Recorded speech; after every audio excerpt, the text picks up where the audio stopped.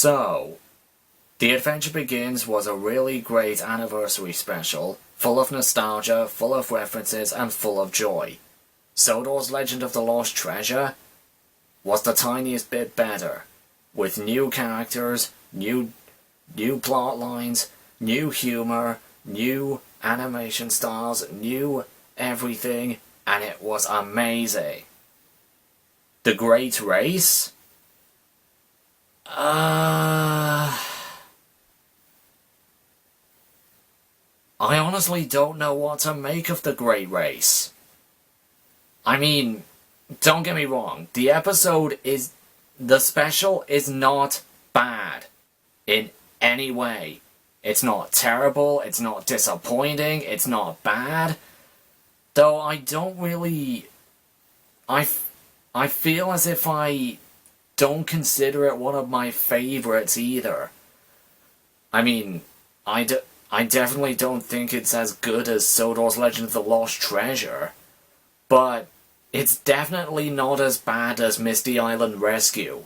I'll tell you that much. So, let's start off with the story then, shall we? So, the movie opens up with Thomas pulling the local train from Knapford to Vickerstown, which, by the way, I must add, Vickerstown Station is fucking gorgeous! I fucking love the look of Vickerstown Station! It's like Sodor's version of King's Cross. It looks amazing and beautiful, and I really love to see someone like Psychic Jason make a model version of that station. It's really beautiful. Anyway, Thomas is pulling the local to Vickerstown Station when he comes across none other than the Flying Scotsman. Yeah, the Flying Scotsman. With a face, with two tenders, on screen throughout a majority of the movie, with a voice,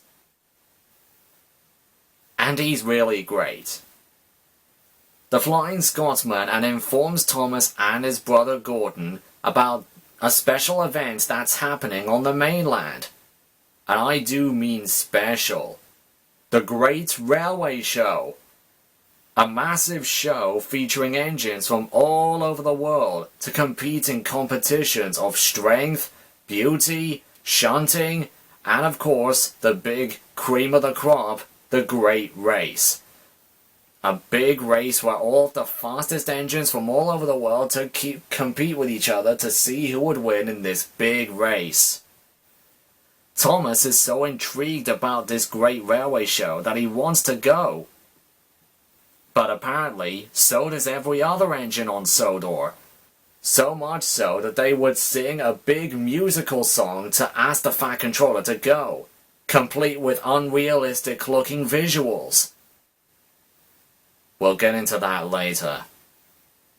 Thomas really wants to go to the Great Railway Show. But the Fat Controller Thomas seems to be having ideas to make him be part of the Great Railway Show, but then the Fat Controller thinks that they are ideas for other engines to compete in the Great Railway Show. Like, when Thomas has the idea to make him streamlined to compete in the race, the Fat Controller thinks that he was talking about Gordon. Or when Thomas thinks that he would want to be repainted to look like a beautiful engine for the show, he instead gives that idea to Emily and James. And at some point in the movie, some days before the Great Railway Show, this big ferry arrives unexpectedly at Brendam Docks, and out puffs out 12 foreign engines from all over the world that are all competing for the Great Railway Show. But it turns out that there was a mistake, somehow, and that they were accidentally dropped off on the island of Sodor, except instead of the mainland. So they all go back towards the ferry, but one of the foreign engines accidentally gets left behind. And Thomas bumps into this foreign engine. This particular engine is called Ashima, from India. Considering that the ferry for the mainland has already left, Ashima doesn't know how she can get to the mainland. She constantly asks Thomas for directions, but Thomas thinks that she's very unlike a very diesel-ish kind of engine. So he's taking advice from Philip of all engines and trying to stay away from her in case she causes even more trouble. After Ashima accidentally bumps Thomas and nearly knocks him into the sea. Thomas tries to stay away from Ashima as much as she could. But then the idea of her being so brightly colored gives him the idea on being repainted into many bright colors to compete in the Great Railway Show. But when that plan doesn't work, he comes up to Ashima again. He tells her that she wants to figure out ways to be different so that he can be part of the Great Railway Show. But Ashima thinks that it's just a silly idea, and the best thing to do is to just be who you are. Be a little stumpy tank engine, with blue paint, 6 small wheels, and short stumpy everything. Then it's the day of the Great Railway Show, and all of the engines that the Fat Controller has chosen are ready. Except for one. Gordon. Oh wait, I'm sorry. Shooting Star. Gordon is now streamlined, but there's one problem. Gordon was so impatient about competing in the Great Race and showing off his new streamlined look to the Flying Scotsman that there wasn't time for a last safety check, and that there wasn't time to install Gordon's safety valve. So, after an accident with one of Diesel's tricks so that he can be part of the railway show, Thomas is sent to the steamworks to be prepared, though he's not heavily damaged.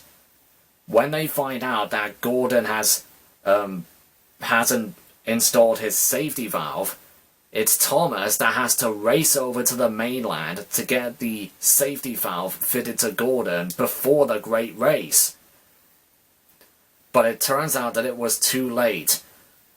Even though Thomas arrived at the mainland to the Great Railway Show and is warning Gordon about his safety valve, it's already time for the Great Race to start. Gordon is racing like lightning all across the tracks to compete against the Flying Scotsman, Spencer, Axel, and Attini from France. But because Gordon doesn't have his safety valve installed, his boiler starts to explode from going at very high speeds. And so he's unfortunately disqualified from the race. I'll get to another point later. Now that Thomas is already at the Great Railway Show, and that Percy was selected at the last minute to be part of the shunting competition, Percy feels ever so worried and he doesn't feel confident about being in the shunting competition. So he kindly asks Thomas to regain his place. Thomas is competing against Ashima, in a kind way, mind you, and a few other foreign engines in the shunting competition. But there turns out to be an accident during the competition, and Thomas and Ashima are so close to winning. But considering that there's a derailed brake van on Ashima's track, Thomas makes the ultimate sacrifice, and he switches tracks with Ashima so that he is on the track with the derailed flatbed, allowing Ashima to win the shunting competition. and thus possibly forfeiting Sodor's only chance of winning any awards at the show. So in the end, Ashima does win the shunting competition for the fastest time, but the judges seem to understand the sacrifice that Thomas had made to make another engine win, and so for that bravery, they allowed Thomas to win the shunting competition as well. And Thomas realizes that he doesn't need to be different in order to do anything great. You don't need more than 6 small wheels. You don't need to be faster, bigger, stronger, or longer. You just need to be yourself. You can still be the short, stumpy tank engine that you are, and still be great. So this was a really interesting story. I really liked it. There were a lot of exciting elements in there, like seeing all these foreign engines from all over the world, the giant, great spectacle of the Great Railway Show, the Great Race itself, and Gordon's boiler exploding. There were some really great elements in the story. Though there were a few flops in the story that I can think of. Like, for example, when all the foreign engines have first arrived at Brendam Docks, where are you all going? To the Great Railway Show, of course. But the Great Railway Show isn't happening here. It's happening on the mainland. This is the island of Sodor. The island of... Oops. Back up, back up! When I was watching that scene, what I can think was, why do you need to go back to the ferry to get to the mainland? I think the scene should have been played out like this. The island of... Whoops. Back up, back to the ferry. What? What? No, wait. You don't need to go back to the ferry in order to get to the mainland. On the other side of this island, we have a bridge that can take you straight to the mainland. Oh, is that right? Okay. Okay, everybody, follow me. Let's go to this bridge. Yeah, there was really no point of all those engines going back to the ferry to get to the mainland. The dock manager could have said that there's a bridge that crosses the river straight to the mainland. Plus 2, in that scene, that part of Brendam Docks where, there's a docking station for engines that are transferred by ferry. That is a really, really big accident-prone thing waiting to happen. I mean, there's no detachable buffers, there's no real drawbridge thing like the Vickerstown Bridge, or, as far as I can see, there's not anything to prevent engines from accidentally being knocked over to the edge and falling into the sea. Just like how Ashima accidentally bumps into Thomas and Thomas nearly falls into the sea. There's no buffers, there's no drawbridge, there's no anything from that sort of accident from happening. I feel something needs to be done about that. After being rescued by Ashima, Thomas still thinks negatively of Ashima. Like, in the scene afterwards when he's shunting trucks in the yard, Thomas is thinking, I don't get it. Why did she try to push you off the docks? I don't know, Percy. Maybe she was jealous. Or maybe she's just a very pushy engine. Dippy shit. Didn't you hear what Ashima told you? She didn't mean to bump into you. She didn't know that the ferry had already left, and she didn't know that you were on the same track behind her. She didn't see you behind her, so that's why she accidentally bumped into you and nearly caused you to fall off the rails. She didn't know you were behind her. And now on to the animation / the visuals. I think the animation / visuals, I think it's one of the only problems with the movie. I mean, don't get me wrong, the animation, it's still as great as ever. Arc Productions still do a really good job. Or did. I'll get to that later. But the visuals, especially during when the engines are singing the songs, it all looks unbelievably unrealistic. I mean, I know, this is animated. This is animated in CGI. You can do anything in CGI.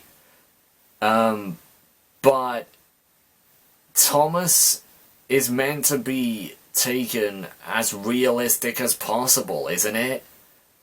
I mean, you don't see half of the stuff that happened in the special happening in the Railway series, do you? I mean, you don't have this section of a railway where there's a cluster ton of points, which requires a lot of signalmen. You don't see engines literally jumping the shark by flying over the Vickerstown Bridge and then somehow landing on the rails again. Yeah, it's just like that scene in The Great Discovery where Thomas is flying over the canyon.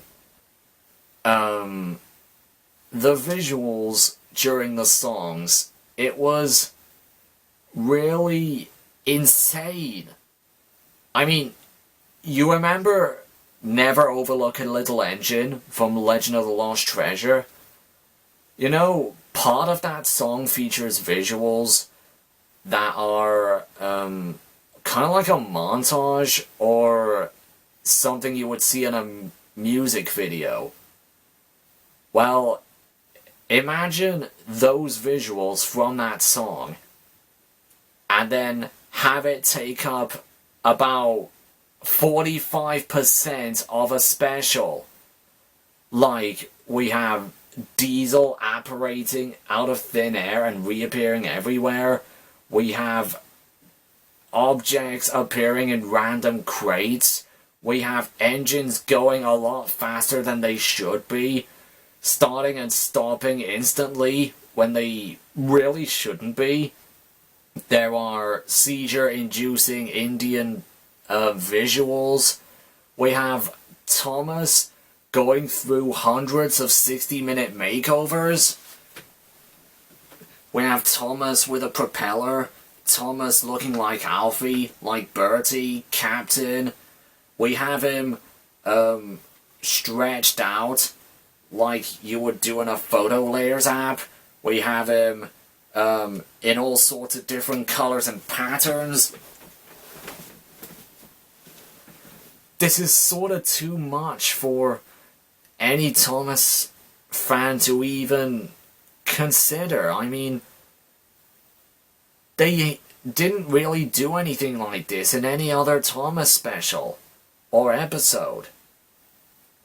Sure, he might have some over-the-top visuals every now and then, but it was just one or two, like in Missing Gator.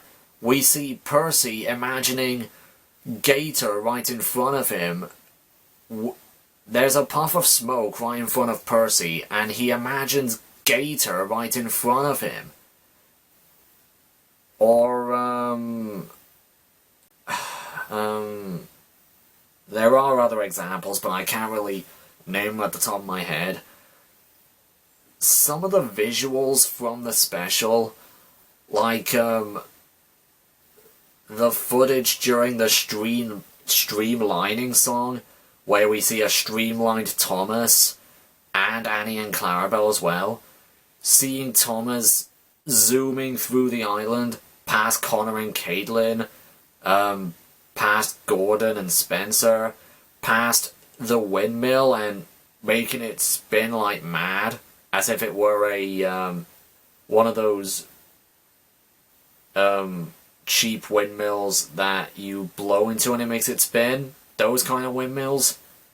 And, that scene where Thomas is showing Victor what to repaint him into, like, lightning bolts and racing stripes and stuff.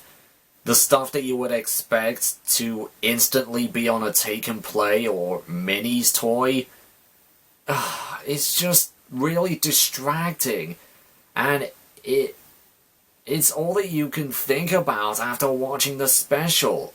The unrealistic visuals and the fact that they really went over the top into No Man's Land and up to the moon when it came to the visuals.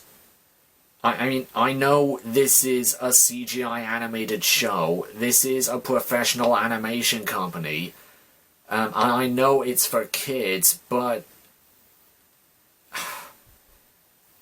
if in some cases you're trying to make the show look as realistic as possible, in spite of the fact that it's animated, you need to tone down on the cartoony or over-the-top visuals a bit. Speaking of the songs, let's talk about the music for the special. In case you didn't know, this special is actually a musical. Well, it features about 4 or 5 songs in it. Some of them are reprised later in the special, but mostly it's just 5 original songs. And every single one of them is sung by the engines. Will You, Won't You? Sung by nearly every engine in the series. Streamlining? Sung by Thomas, Annie, Clarabelle, and Gordon. I'm Full of Surprises, sung by Diesel.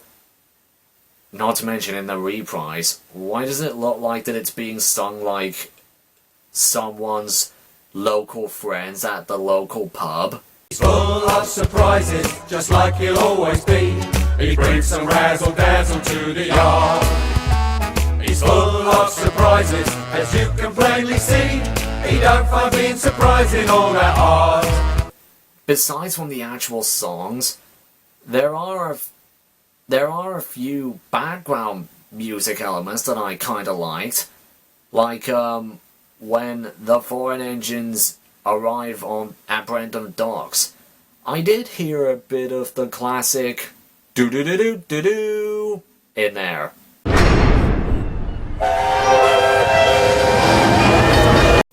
That was a nice touch. And, I heard this the first time I watched it too. When the Soto engines are going through Vickerstown and to the Great Railway Show, I heard a rendition of the classic Thomas the Tank Engine theme. Come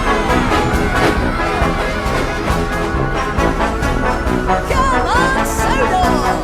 Yes, the Soto!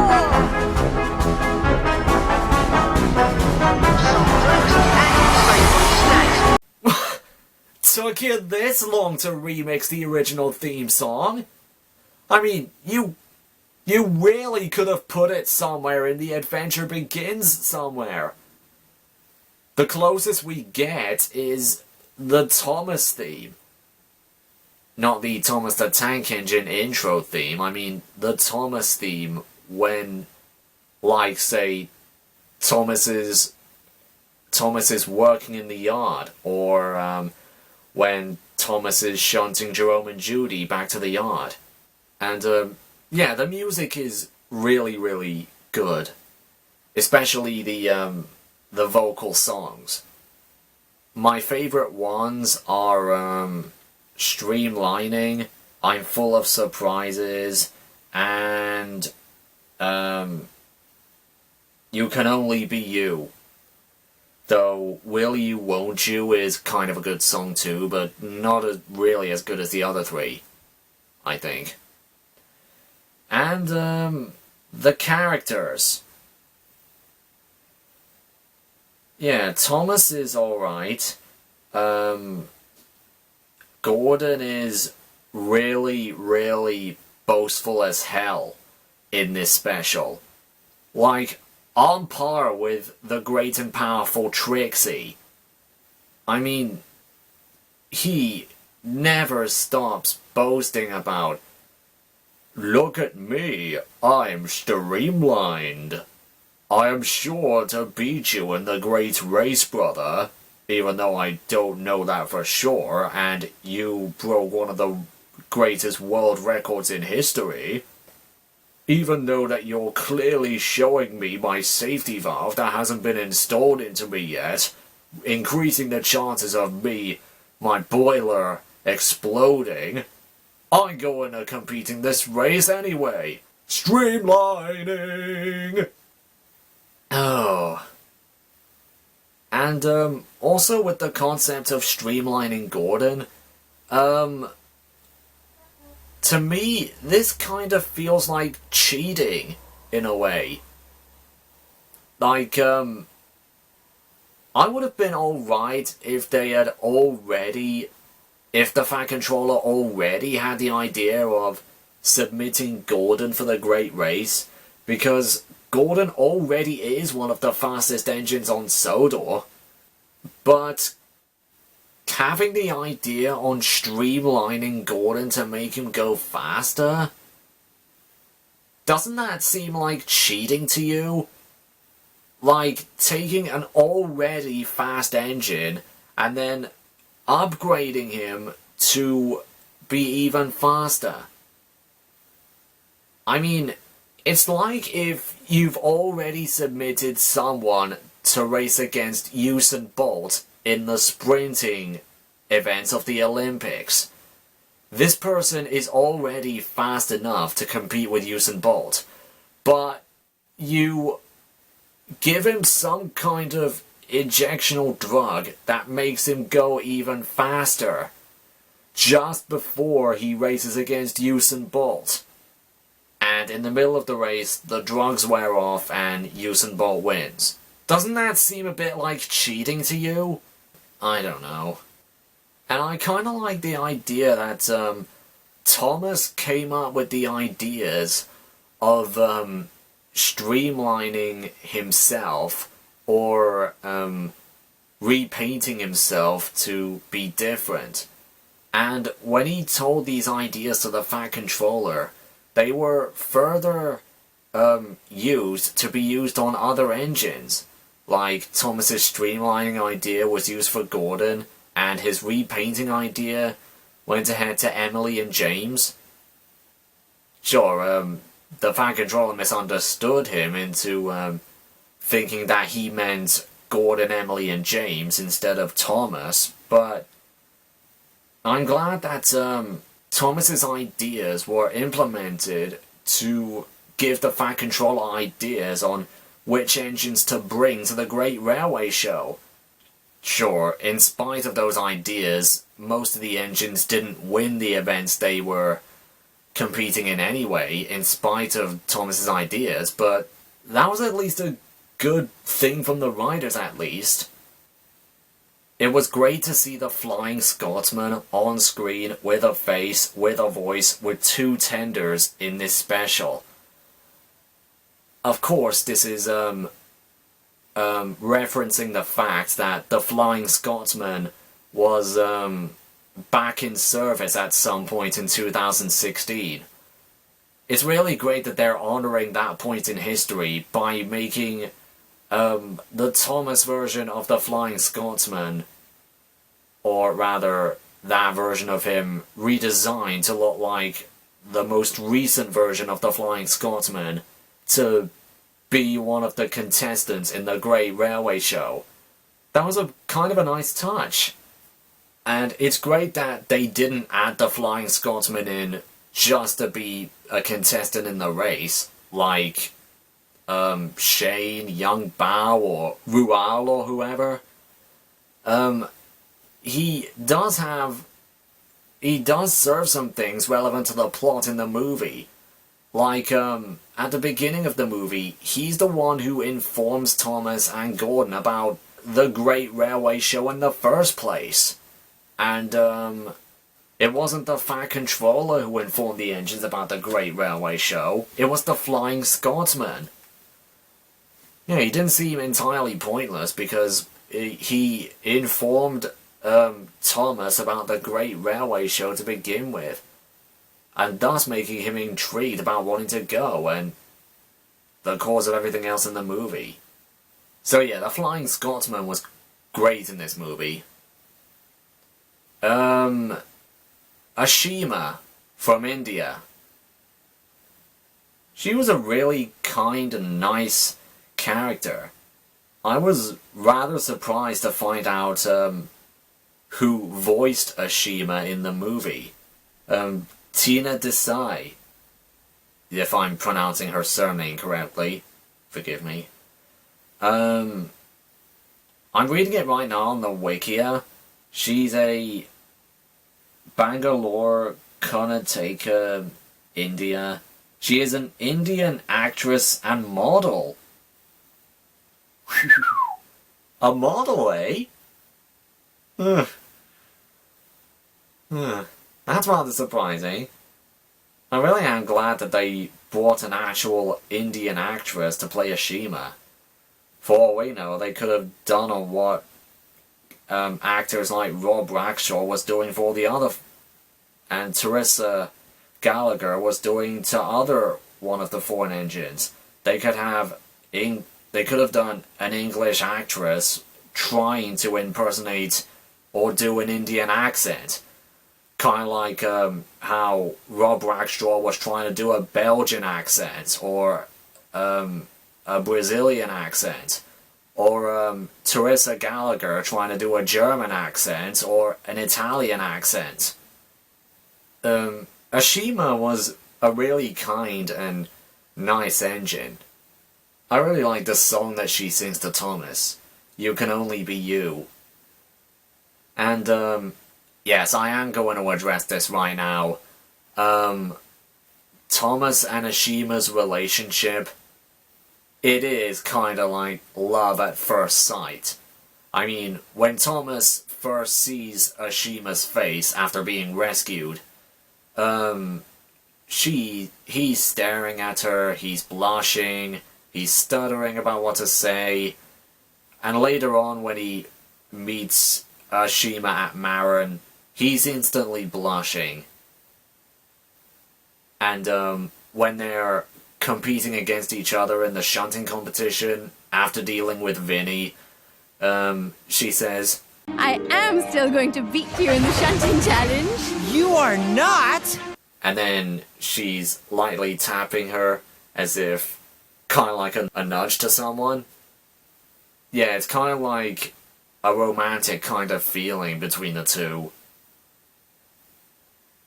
Even though we already have engines that already could be in a relationship with Thomas in a way, like Lady or Rosie.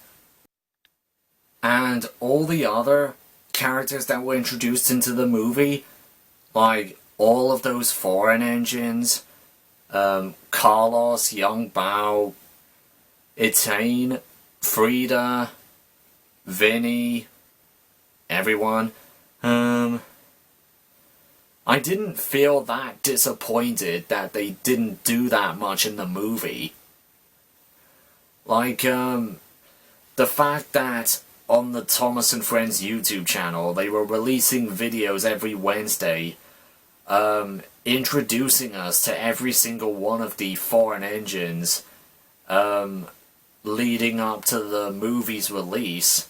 Like, they were showcasing and telling us about, Axel, Ivan, Gina, Rual, and everyone. Because I watched those videos, obviously before watching the movie, I didn't feel that disappointed that they didn't do or say that much in the movie.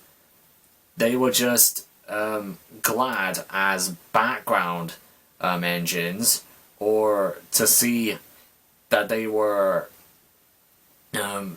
actual contestants to compete against the Sodor engines.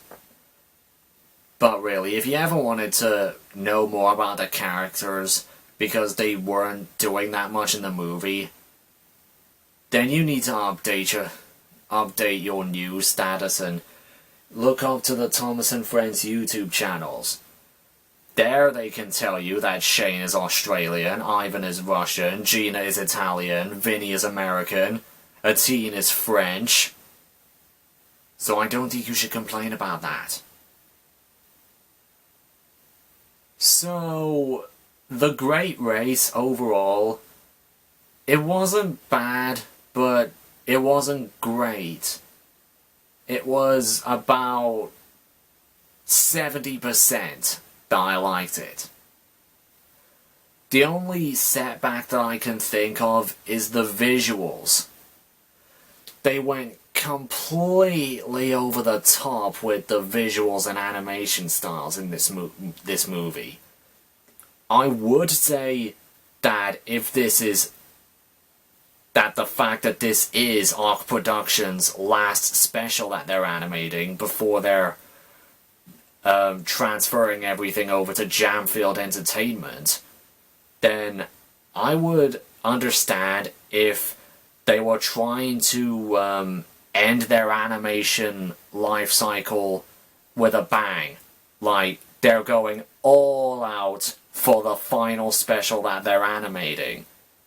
But the fact is, they've already animated it a while before they were bankrupt. So, they didn't know that they were going to be bankrupt after finished animating the special. Like, I bet if they weren't bankrupt and transferring over to Jamfield Entertainment, I bet they were going to animate another special, not really to say to try to top the visual style of The Great Race, but in a sort of similar fashion. Like, obviously I have no idea what it would be, but if it would be a musical special or just a normal special, but I bet there would be one or two songs in there where it would use the visual style from The Great Race in that special. But let's just pray to God that season 20 or season 21, it doesn't use that sort of visual styles in actual episodes. I just wanna remember something from those episodes besides from the over-the-top visuals. But really, that's my only setback for the special. The characters were great, the story was great, some of the animation was great, the voice acting was great. It's all that great. It's not perfect, it's not Sodor's Legend of the Lost Treasure, but it's still good. I mean, for honouring the Flying Scotsman's return to Steam, again, for making something resembling the Rio 2016 Olympics in a way, for making something so grand and epic and so exciting as the Great Railway Show. I mean, all the build-up to it, all of those character focusing videos on their YouTube channel building up to it, they did a great job. So those are my thoughts on The Great Race. I want to take this opportunity to say, Arc Productions, we will miss you. I mean, we don't know what Jamfield Entertainment will do. Like, if they're going to have their own animation studios that's going to take over the animation, or if your animators will come back to work for Jamfield Animations or whatever. If the animation style is going to be different or not, the point is, you did really, really great in the animation department.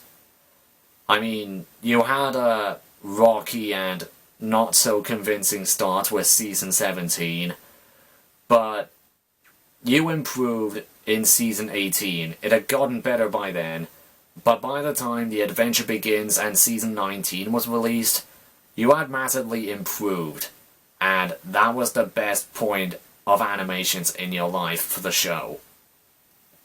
The show never looked so better when you were animating it by that point. Or by the point of season 18.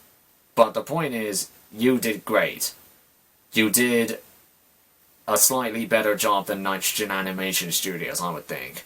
More camera angles, more stuff that you couldn't do with models, more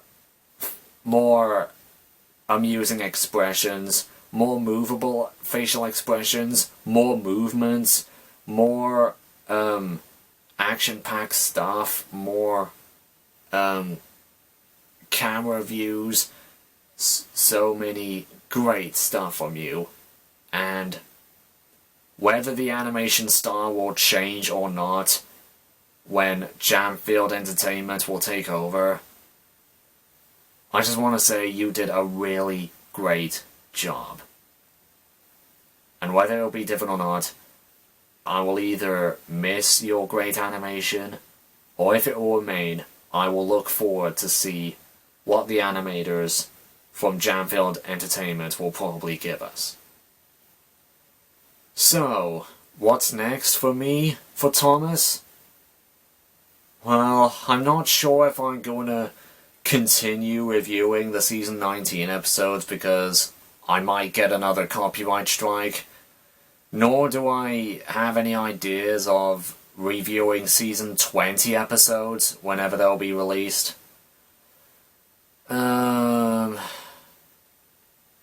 I think I would just stick to riff trains. If I'm gonna do anything with season 20, I would imagine on doing riff trains instead of reviews, I think. But we'll see until season 20's release, and I hope to see what it offers. Hopefully we'll see more of Donald and Douglas, Jack and the Pack, and the miniature engines and stuff. And hopefully season 20 will be a great season, and another great send-off for Arc Productions. So, we'll wait until then, and I'll see you until then. Bye.